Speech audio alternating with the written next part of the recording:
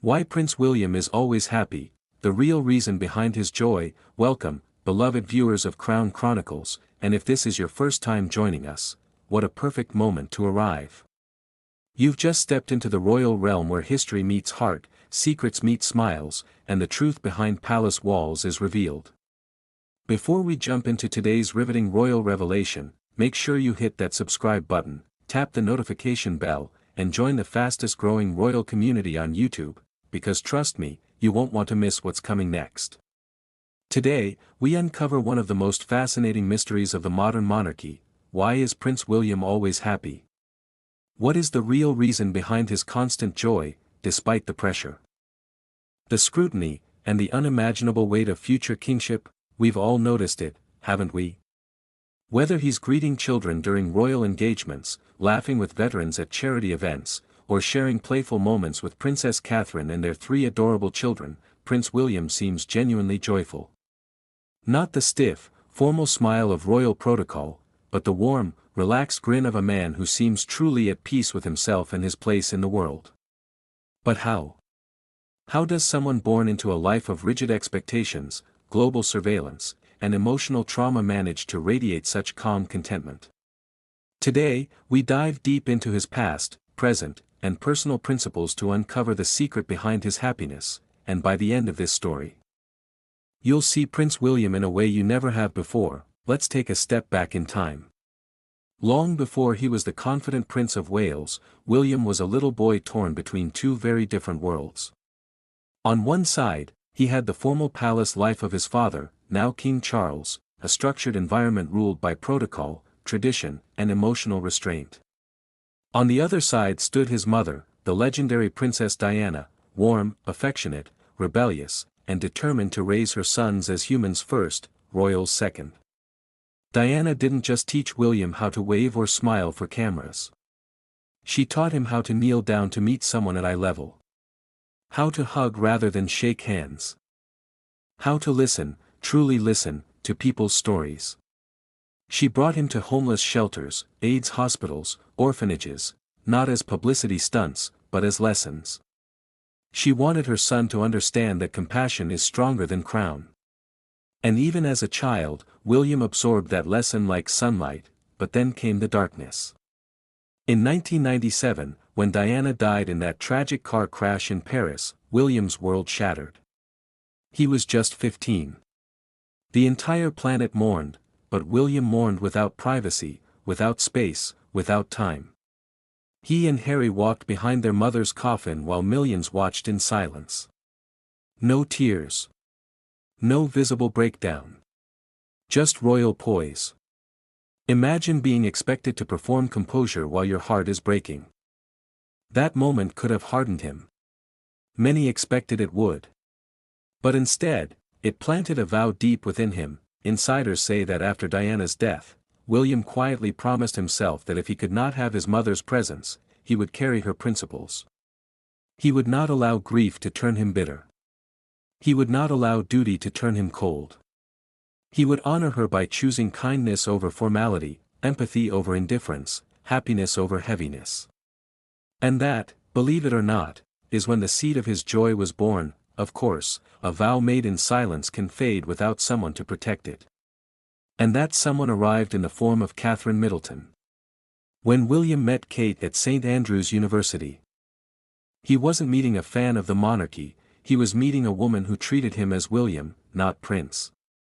She challenged him, calmed him, teased him, and most importantly, balanced him. Friends close to the couple often say that Kate became the person who reminded him that it's okay to switch off the prince and simply be a man. She gave him normalcy. Movie nights in sweats. Takeaway pizza. Long walks with no cameras. The freedom to not perform. Marrying Kate didn't just give him a wife, it gave him an anchor, and then, along came George, Charlotte, and Louis.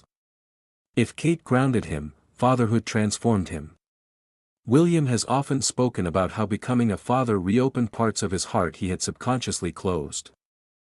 In one interview, he admitted that looking into George's newborn eyes brought back memories of his mother, and while it was painful, it was also healing. Suddenly, He wasn't just a prince raised by a legend, he was a father shaping the next generation. He wanted his children to feel what he once feared losing: warmth, laughter, security. That's why he and Kate insist on hands-on parenting, doing school runs themselves, playing outdoors, allowing messy fun. Their home isn't run like a palace, it's run like a family.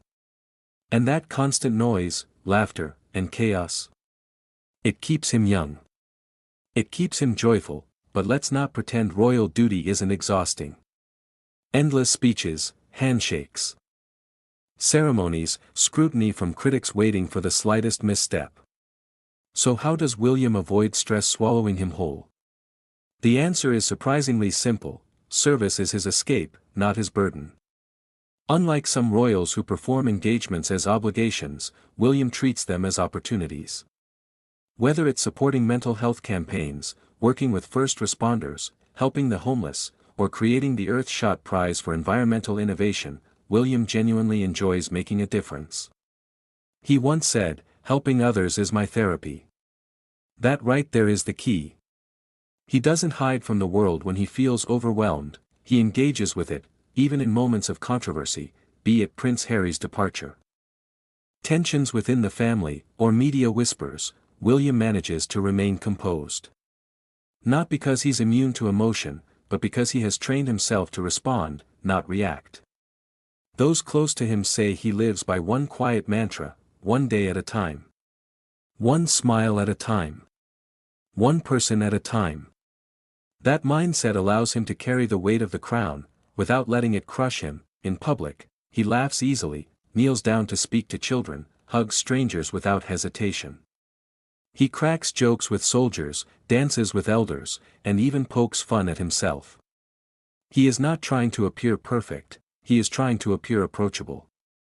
Because unlike some monarchs of the past who ruled through distance, William intends to reign through connection, and that, dear viewers, is the great secret.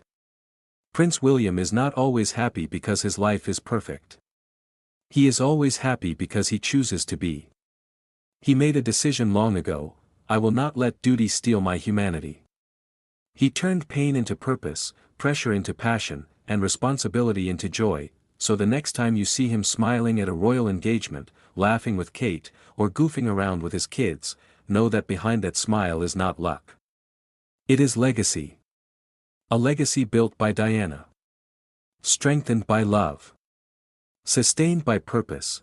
Now I want to ask you, do you believe Prince William will become one of the most relatable kings in British history? Do you see in him the spirit of Diana shining through? And what is your favorite Prince William moment? Was it his laughter with Harry as boys? His sweet interactions with little Charlotte? His hilarious facial expressions at royal events? Drop your thoughts below. I read every comment, and I love seeing this community come alive with your opinions. Before you go, don't forget to like this video, subscribe to Crown Chronicles, and share it with every royal fan you know. Because stories like this, stories of strength, healing, and happiness, deserve to be heard. This is Crown Chronicles, thanking you for watching. Stay kind, stay curious, and remember, crown sometimes, the strongest crown is worn not on the head, but in the heart.